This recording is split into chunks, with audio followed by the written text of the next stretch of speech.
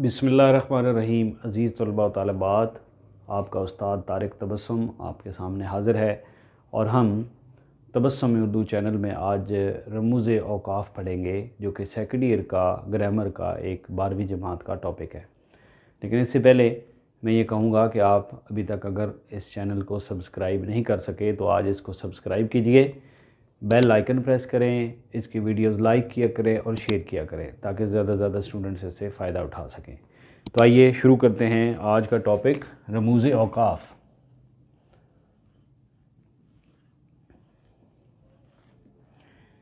रम्ज़ का मानी इशारा, कानून और औक़ाफ़ का मतलब ठहरना, यानी रमूज़ औक़ाफ़ का मतलब हुआ कि वो क़वानीन जो तहरीर में मुख्तलिफ़ वक्फ़ों या ठहराव के लिए इस्तेमाल होते हैं। इनमें सबसे पहला नंबर है सख्ता। इसकी अलामत ये है और ये सबसे छोटे वक्फ़े के लिए इस्तेमाल होता है और इसका एक और नाम भी वक्फ़े खफ़ीफ़ है। अंग्रेज़ी में इसको कॉमा कहते हैं और ये जुमले के छोटे छोटे अज्ज़ा को उनसे जुदा करने के लिए इस्तेमाल होता है। मसलन हम जुमले में लिखते हैं कि कमरे में मेज़, कुर्सी, कलम और दवात है। तो ये छोटे छोटे अज्ज़ा को सख्ता ने अलग किया। उसके बाद है जी वक्फ़ा। वक्फ़ा की अलामत कुछ यूँ है और इसका दूसरा नाम निस्फ़ वक्फ़ है। ये इससे लंबे अज्ज़ा के अलग करने के लिए इस्तेमाल होता है। जैसे जुमले में थोड़ा सा इससे ज़्यादा देर के लिए बात की जाए और फिर जो अलामत इस्तेमाल की जाए वो वक्फ़ा है। और उसका इस्तेमाल कैसे होता है, मसलन हम कहते हैं कि मौसम खुशगवार है, वक्फ़ा। ठंडी हवा चल रही है,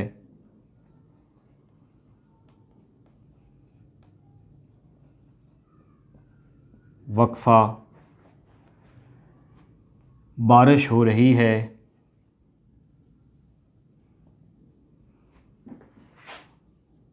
वक्फ़ा। आओ सैर को चलें। ऐसी शक्ल में वक्फ़ा का इस्तेमाल होगा। राब्ता। राब्ता के लिए ये 2 डॉट्स और इसका दूसरा नाम वक्फ़े लाज़िम, अंग्रेज़ी में कॉलन, और इससे पहले जो वक्फ़ा गुज़रा उसे अंग्रेज़ी में सेमी कॉलन। राब्ता का इस्तेमाल 3 तरह से हो सकता है। एक, 2 लफ्ज़ों के दरमियान मानी बताने के लिए, जैसे हम लिख देते हैं फ़जीलत और इसका मानी बुज़ुर्गी। दूसरी शक्ल, एक तरफ एक लफ्ज़ और एक तरफ जुमला, जैसे मुकालमे में होता है असलम और आगे उसका जुमला, तुम कहाँ जा रहे हो।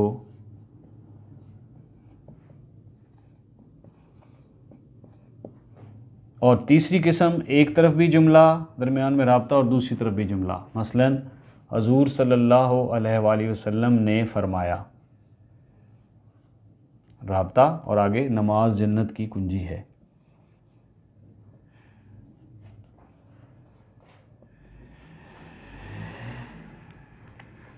ये 3 शक्लों में राब्ता की अलामत का इस्तेमाल होता है। इसके बाद है जी फ़िजाइया,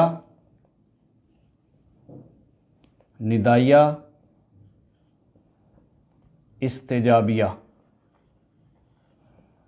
ये 3 अलामात, 3 के लिए एक ही अलामत का इस्तेमाल है। फ़िजाइया तब जब जज्बात का इज़हार हो,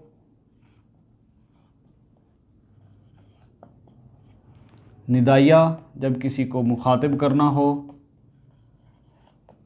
और इस्तजाबिया जब हैरत का इजहार करना हो। तीनों शक्लों में अलामत वही होगी लेकिन उसका इस्तेमाल मुख्तलिफ होगा। जैसे जज्बात में वाह क्या खूब मौसम है,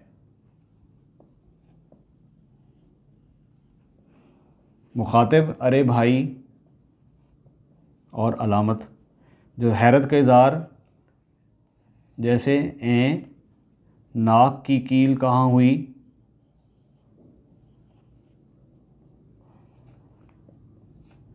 आपके सबक में अकबरी की हमाकते में जब वो मामा अज़मत जाकर बाहर बताती है कि नाक की कील कहाँ चलेगी, तो वहाँ वो जिसको हम पंजाबी में कहते हैं, तो उसके लिए हैरत, इस्तेजाबिया। इसके बाद है जी सवालिया, ये अलामत है और इसको इस्तफ़हामिया भी कहते हैं। इसका दूसरा नाम क्या है? इस्तफ़हामिया। और ज़ाहिर है, साफ ज़ाहिर है कि आसान सा है, सवाल पैदा करने के लिए, जुमले में सवाल के इजहार के लिए ये अलामत आती है। जैसे तुम्हारा नाम क्या है।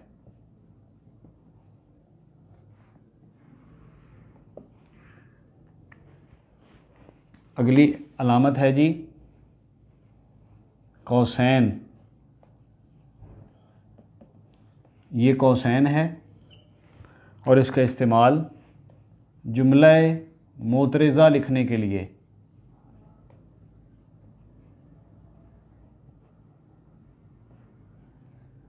जुमला मोतरज़ा का मतलब है एक ऐसी इबारत या ऐसा जुमला, ऐसा लफ्ज़, बाज़ दफ़ा ये एक लफ्ज़ होता है और बाज़ दफ़ा जुमला भी होता है, 3-4 अल्फाज पर मबनी। इसका मतलब किसी चीज़ की वजाहत करना होता है, इजाफ़ी मालूमात देना होता है, लेकिन उसे हम ब्रैकेट में लिखते हैं। मसलन सर सैयद ने नेचुरल, और नेचुरल को अब मैं साथ बताना चाहता हूँ कि ये क्या लफ्ज़ है जो मैंने यहाँ लिखा, किसी को ना समझ आ रहा हो तो उसके लिए अंग्रेज़ी में मैंने नेचुरल लिख दिया। का लफ्ज़ बार बार इस्तेमाल किया। तो इस तरीके से कोई भी ऐसी मालूमात जिसका ताल्लुक़ असल इबारत से ना हो, यानी अगर ये अंग्रेज़ी का लफ्ज़ नेचुरल मैं यहाँ ना भी लिखूँ और नेचुरल का लफ्ज़ इस्तेमाल किया तो मेरी इबारत मुकम्मल है, लेकिन यहाँ हमने इजाफ़ी मालूमात के तौर पर लफ्ज़ नेचुरल अंग्रेज़ी का भी दिया। तो इस तरह जुमला मुतरज़ा ये होता है और ये कौसैन में लिखा जाता है। मुकालमे में हम किसी हरकत व सकनात को भी इसमें लिखते हैं, जैसे असलम और आगे ब्रैकेट लगाकर हंसते हुए, ये भी ब्रैकेट में आता है और आगे उसकी कोई भी बात जो भी वो करना चाहता है। इसी तरह इजाफ़ी मालूमात के लिए एक और चीज़ है जिसको हम कहते हैं हाशिया, और हाशिया की अलामत है ये कैसे इस्तेमाल होता है? यही जुमला सर सैयद ने नेचुरल शायरी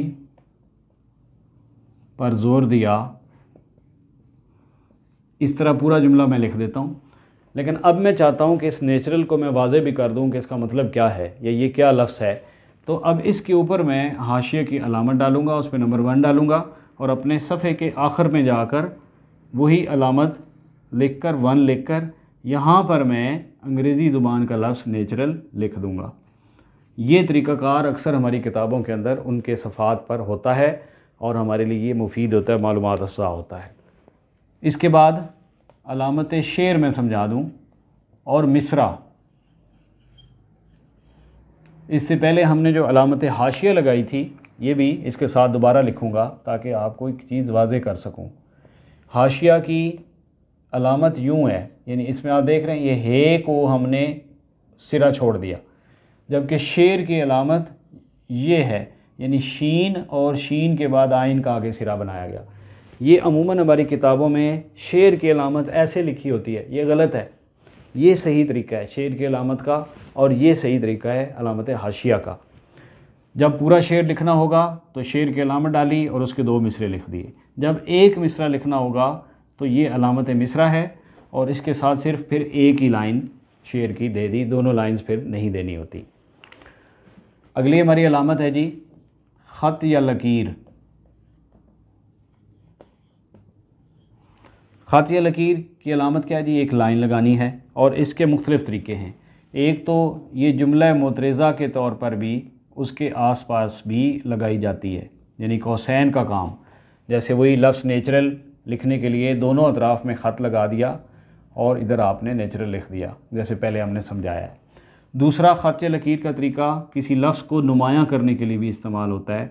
जैसे हम अल्लामा इकबाल की किताब दरमियान में लफ्ज़ बांगे दरा आ गया और बांगे दरा को हम नुमायाँ करना चाहते हैं तो इसके नीचे या इसके ऊपर, जिसको अंडरलाइन करना कहते हैं, ये ख़ातिया लकीर का इस्तेमाल इस तरह से भी आता है। तीसरी चीज़, आज नई तहकीक में ये वावैन की शक्ल में भी इसको इस्तेमाल कर सकते हैं। जैसे हम वावैन किस लिए होते हैं जी, वावैन ये हैं जो किसी इबारत को नुमायाँ करते हैं। जैसे हमने कहा अल्लामा इकबाल की किताब,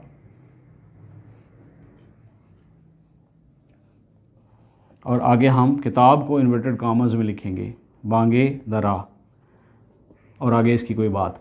इसकी जगह पर हम बांगे दरा के दोनों साइड पे ख़त भी लगा सकते हैं इसे नुमायाँ करने के लिए। तो ख़ातिया लकीर के ये इस्तेमालात हो गए। इससे अगली अलामत है वावैन। वावैन का है जी, दो कॉमास हैं इधर और इधर उल्टे होते हैं, इन्वर्टेड कॉमास इंग्लिश में इनको कहते हैं, और ये किसी तहरीर को नुमायाँ करने के लिए इस्तेमाल होते हैं। जैसे किसी किताब का नाम आ जाए फ़र्ज़ करें इबारत में उसे, या कोई कौल आ जाए, जैसे हुज़ूर सल्लल्लाहु अलैहि वसल्लम ने फ़रमाया, पहले भी हमने मिसाल दी, और उसके सामने इन्वर्टेड कॉमास में उनका जो भी फरमान है उसको लिख दिया।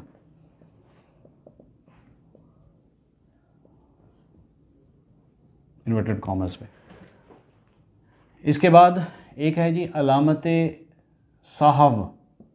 ये समझना बहुत ज़रूरी है, आमतौर पे हमारे पेपर्स में तो नहीं आती, लेकिन आपको समझाने के लिए कि आप अपने पेपर में आम तहरीर लिखते हुए इसका इस्तेमाल करें। मसलन ये कब लगती है, जब कोई गलती हो जाए। मसलन आप कोई इबारत लिख रहे हैं, कोई तहरीर लिख रहे हैं, आप लिख रहे हैं जी कि अल्लामा इकबाल की किताब बांगे दरा 1924 में शाया हुई। अब ये जुमला लिखा मैंने, और लिखने के बाद मुझे ख्याल आया कि ओहो, मैंने तो बांगे दरा लिखी नहीं है, वो तो लफ्ज़ रह गया। तो अब आप अमूमन देखेंगे स्टूडेंट्स क्या करते हैं जी, इसको ऐसे बड़ा सा कांटा ऊपर लगा दिया, तो ये गलत है, ऐसे नहीं करना।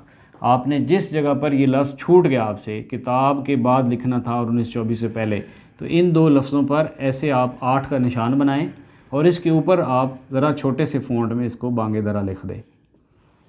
तो ये अलामत साहब है, यानी गलती रह गई और उसको आप कवर कर रहे हैं गलती को।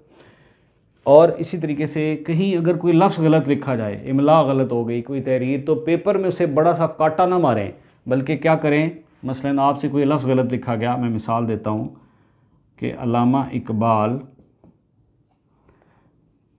अब सियालकोट में पैदा हुए, ठीक है जी, तो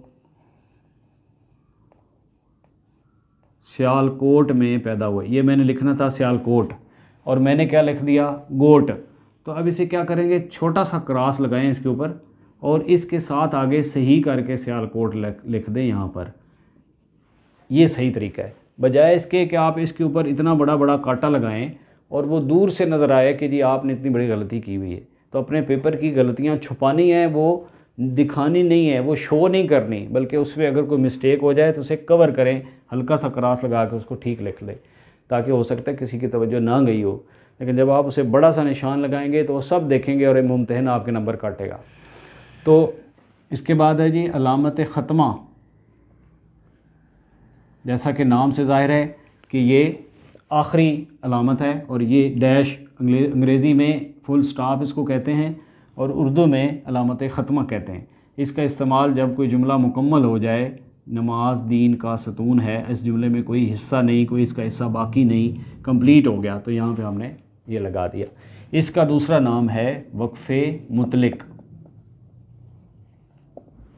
इम्तिहान में ये सवाल इस तरह से एमसीक्यूज़ बन सकता है कि अलामत ख़त्मा की निशानदही करें। मसलन सवाल ही बन गया कि जी ख़त्मा की निशानदही करें, नीचे 4 अलामतें दे देंगे, उनमें से एक ख़त्मा की अलामत होगी, आपने उसको टिक करना होगा कि ये अलामत ख़त्मा है। ठीक है जी, ये मैंने 4 मुख्तलिफ़ अलामतें दी, अलिफ़, बे, जीम और दाल।